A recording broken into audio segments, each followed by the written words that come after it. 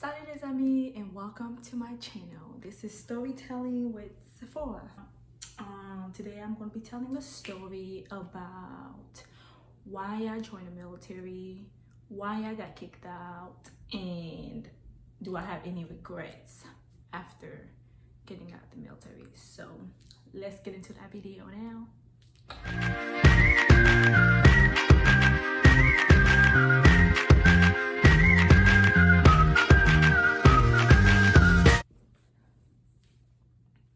Okay, so I joined the military back in 2013, right after I graduated from high school. I've always knew I wanted to join the military since like junior year. I didn't really like school, so I didn't want to go to college. I wanted to work and I wanted to travel the world. I wanted to be a part of something bigger than me. Sounds cliche, but that was my mindset at the time. Also, I just was really tired of school. I was tired of Smithfield, this little county in Virginia. I was really tired of it. I was just ready to move on out. So I joined the military. I got shipped to like basic training, I believe like August 2013. Went to basic training, graduated basic training. After that, I went to AIT, which stand for, I think is Advanced Individual Training. I did that. And then when I got to AIT and I graduated AIT, 2 weeks before graduation, I got my duty station, which was Fort Steele. I don't know why I keep saying Steele, but it's Fort Steele, which is located in Oklahoma. It's dead, like dead. There's nothing there. It's dead. And I was this 19-year-old. I had just turned 19, and then I got my duty station. Instead, I was going to Fort Steele. Then I went like any normal human being. I went to look it up, and I saw that it was dry, like completely dry. I have no idea what the hell a 19-year-old was gonna do there. And it was also a TRADOC, basically like a training site or things like that. And I did not want to go to that duty station because one of the reasons why I joined the military is because I wanted to travel the world. I wanted to see different things and things like that. So I remember going to my platoon sergeant at the time, and I asked him, I was like, is there anything I can do to change my duty station? And he was like, well, if you find a person of the same gender, same MOS, and same rank, y'all can change duty station. I was like, oh wow, cool. And we had this other girl, she was also part of my platoon. She had got Korea, and she was really sad about that. She did not want to go to Korea. So we talked, and she was like, oh yeah, we can change, like, you know, I will go to Oklahoma and you can go to Korea. I was so happy, but I was like, yes, we can do this. And being that she was really slotted to go to Korea, she had to go to this thing called like overseas briefing because she was going overseas. So she went to the briefing, and then when she got back and she came to me, she was like, well, I'm so sorry to tell you this, but I changed my mind. I don't want to go to Oklahoma anymore. I'm going to keep my duty station. And I was like, what the? And she was like, yeah, because I went to the overseas briefing and I found that I would get like a couple $100 for being overseas. I was like, really though? Really? So that happened. I was really bummed about it. So I went back to my platoon sergeant at the time again.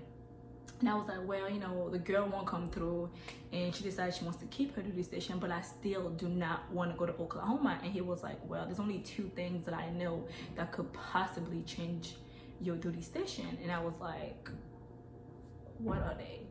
And he was like, well, you can go airborne or you can go air assault. And at that time, I had no clue what airborne or air assault was. All I know is in basic training, we used to sing like airborne cadence or songs or whatever, but I had no clue what it was. I was like, airborne or air assault, huh? He was like, yeah, either one of them would definitely change your duty station. And I was like, okay. So I wouldn't stay home. I went back to like the barracks or whatever in my room. It was like, when it was like time for your private time, you can use your phone. So like not private time, but personal time, sorry. You can use your phone. And I was like going to my phone and I Googled what airborne was, and I Googled what aerosol was, and I was like, okay, so aerosol, you basically like repelling off of an airplane, and airborne, you jumping out of an airplane. So I was like, okay, my dumb ass back at the time was like, okay, do I want to slowly repel off of an airplane, or do I want to jump out of a plane? Somehow jumping out of a plane sounded way better to me at the time.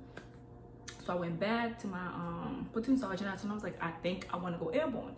And he was like, it's hard to go airborne while you're in AIT because you're still kind of like, you know, under training. And he was like, it's hard to get slotted for airborne school while the AIT. Just wait till you get to your duty station and then request to go the airborne school. I was like, but the whole point of me trying to go airborne is because I don't want to go to that duty station. So then he was like, well, I'm telling you, if you request to go airborne here, it's going to take you, you're going to stay here for longer. It's going to take you a while to get a slot and da-da-da. I was like, yeah, whatever. It can't be that long or it can't be that bad. So I did the whole process. I went to like the little physical training and da-da-da-da. And I requested to go airborne. And then I literally waited 5 months to get an airborne slot for airborne school. 5 freaking months. I was in training for 5 months doing nothing. I was in training for 5 months doing nothing. Like I was a holdover. I feel like that's where my morals went kind of down, because as a holdover, I was being treated like everybody else. Like they had people that had like Article 15. They had people that couldn't, like that was getting kicked out for like what is it called? Damn, I forgot. But like, it was basically the people that was getting kicked out for doing something bad. And I was part of that only because I was waiting for an airborne slot. So I was being treated like shit because I was part of a shitty group, basically. And that's when my morals went down. I was like, whatever, fuck it. And then 5 months had passed and I finally got a slot to go to airborne school. Then I got to airborne school, which was crazy to me because when I got there, it was literally like 300 people. And I'm like, okay, I had to wait 5 months, 5 freaking months to get a slot to come here. And when you get here, it's like 500 people. I'm like, y'all could have added one more slot like months ago. Just one more freaking person to these classes. And then like anyway, it's like 500 something. I think they only allowed to graduate like maybe 300 something like that. So then you go over there, you take a PT test, you pass. A lot of people fail the PT test because you gotta do like pull-ups and you gotta hold your weight, then you gotta push-ups, you gotta run. It's like a lot of whatever. And then you go to airborne school. It's 5 jumps requirements, 3 Hollywoods, which is just like your parachute and a reserve, 1 night jump. It's also Hollywood, and then a comeback jump, which you have like, you know, you have your parachute, you have a reserve, then you have a rucksack with like that weighs about 35 pounds if I remember correctly, and a weapon.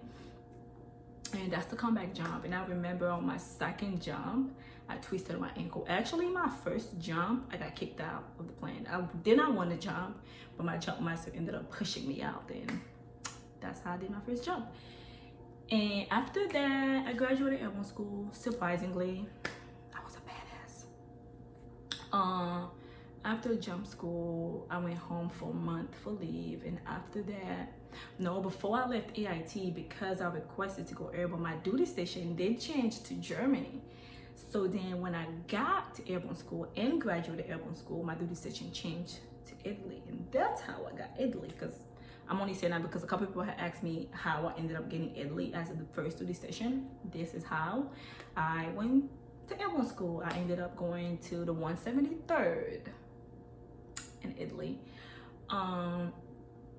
After that, yeah, I went to Italy, and you know, I kept jumping over there and I kept doing things. And then, if I remember correctly, it was either the end of 2015 or the beginning of 2016. We had a jump. We had a night jump at it. We had a combat nat jump. And it was a combat night jump, and I was the radio personnel.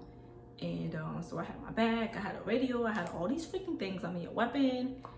And then we jumped I don't know what I was thinking. I don't know what I was doing, if I was thinking, if I was doing anything right at the time, but I ended up landing on my knees. And then I landed on my knees on concrete. It was so pitch black. I didn't see where I was about to land. So I just ended up landing literally on the concrete on both of my knees.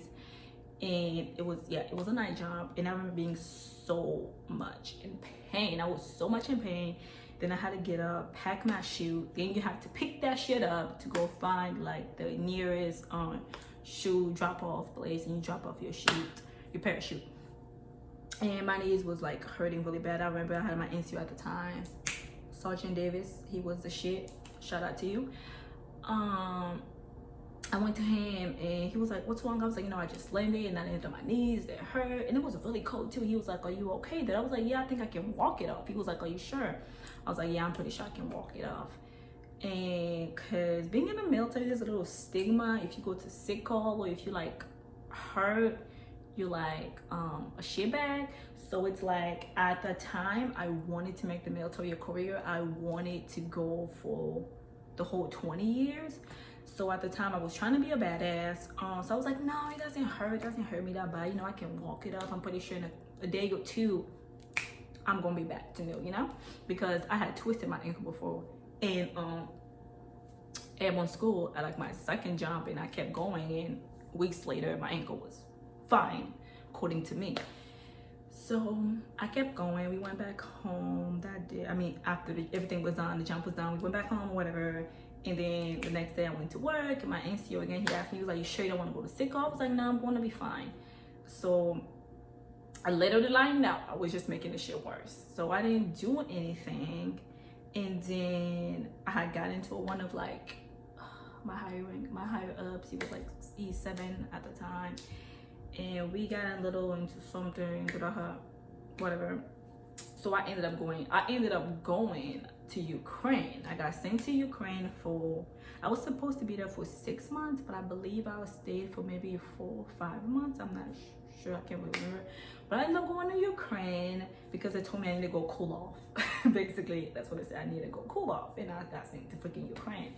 And as I went to Ukraine, I feel like that's when the pain started coming back in my knees. I started feeling the pain. And then my NCO was like, okay, you really need to go see somebody about your knees. You really need to, get it checked out. So being that in Ukraine, it was just like a deployment, I believe, but like it was like a non-combat deployment. So we were there. I was there for, I believe, 3 to 4 months.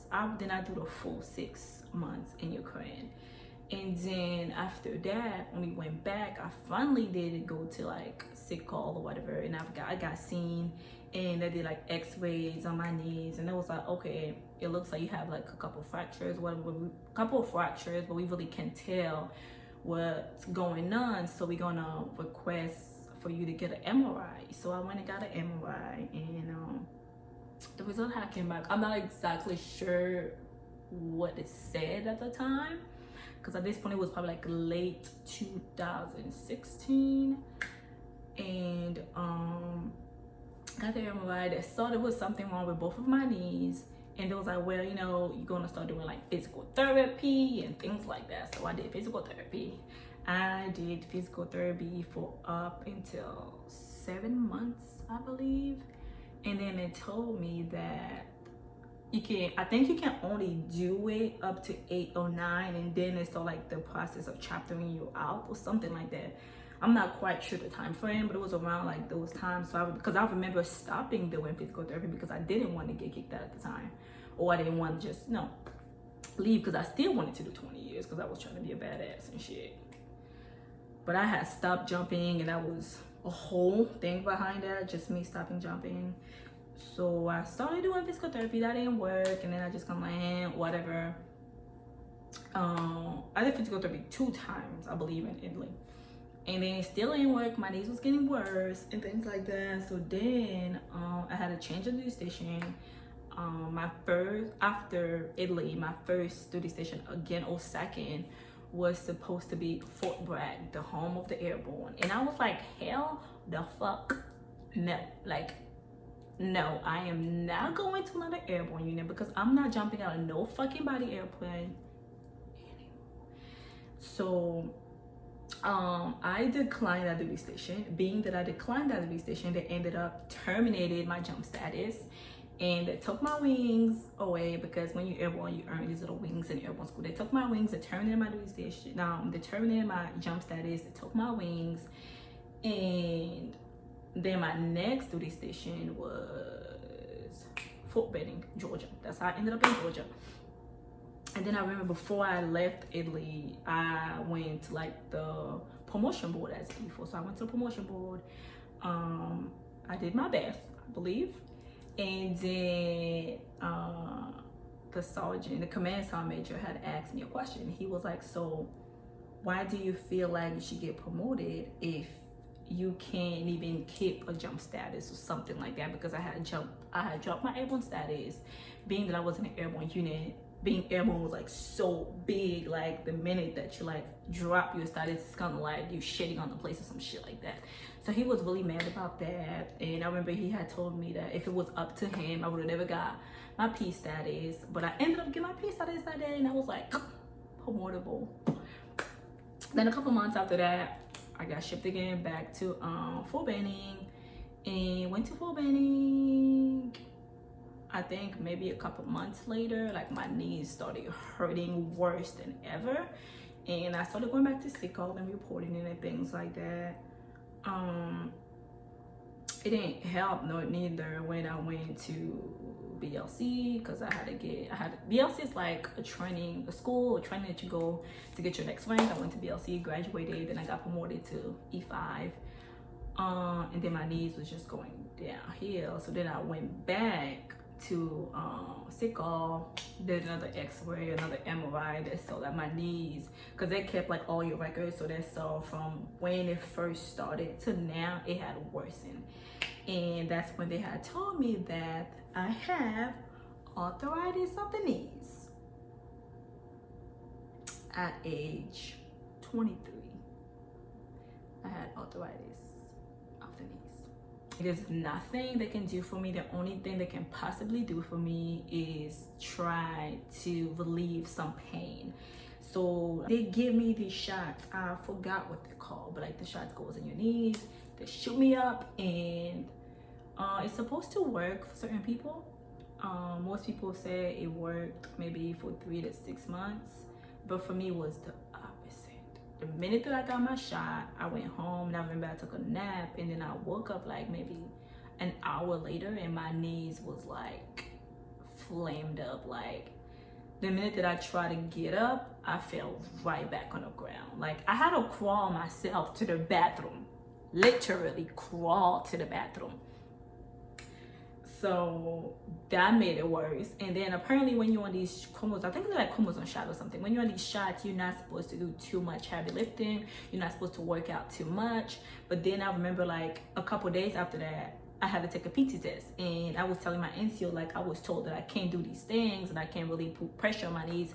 And she was like, well, do you have a note for that? And I was like, no. And then she was like, does your profile state that? I'm like, nope. And then she's like, well, I just can't go to first sergeant and be like, well, Sergeant Goma can take a PT test because this and the third, which I understood. I was like, okay, fuck it. I'm just going to go and take this PT test. So I went and took the PT test, which was the worst thing that could have ever happened, the worst thing I could have ever done for my knees. I went and took a PT test. Surprisingly, I passed the PT test. Well, I never failed the PT test. I passed it, but at the end, I was literally crying in front of the whole fucking company. Like, I was so much in pain that I dropped to my knees and I cried like a fucking baby. And then after that, I went back to see the doctor, whatever, and I told him what happened. And he was like, why would you do that? I was like, well, I had no notes, no profile, no nothing stating I can do these things. And he was like, you just made it worse, because when you're supposed to be on these shots or these chromosomes or whatever, you're not supposed to do like any heavy exercising or whatever the case might be. And that's when my knees took the turn for the worse. And it got worse and it got worse. And then I went back to see the doctor again, and he told me at this point, your best shot is to get up.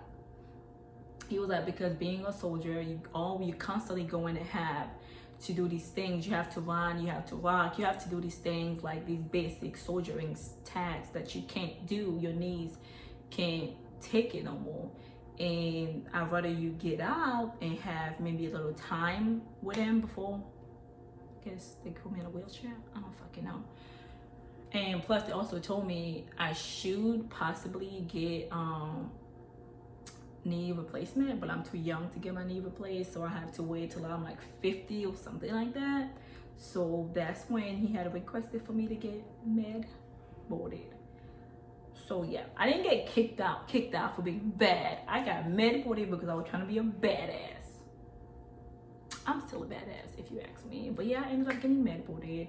So then my process started. It started like in, believe, because it was only 3 months, so I believe it wasn't fall, like it was like 3 months. It started maybe in April, and like now I had to be out within like September. I had to go on leave, and I took like 40 days worth of leave. So 40 or 30 something, or 40 days of leave or whatever. I can't really recall the exact number.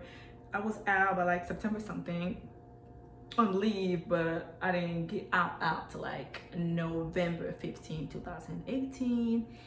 So that's my story. Sorry that it was long, and actually I need to hurry up because it's about to be New Year's. That's why I'm dressed like this. I got places to be and places to go, but I promised I was going to do this video. And another question was, do I regret ever joining the service? Honestly, when I was in the service, I had my days when I was like, fuck this, what the fuck did I do this? And then I had my days, I'm like, you know what, this is not too bad. Like, I got to see a lot of things that most people my age haven't.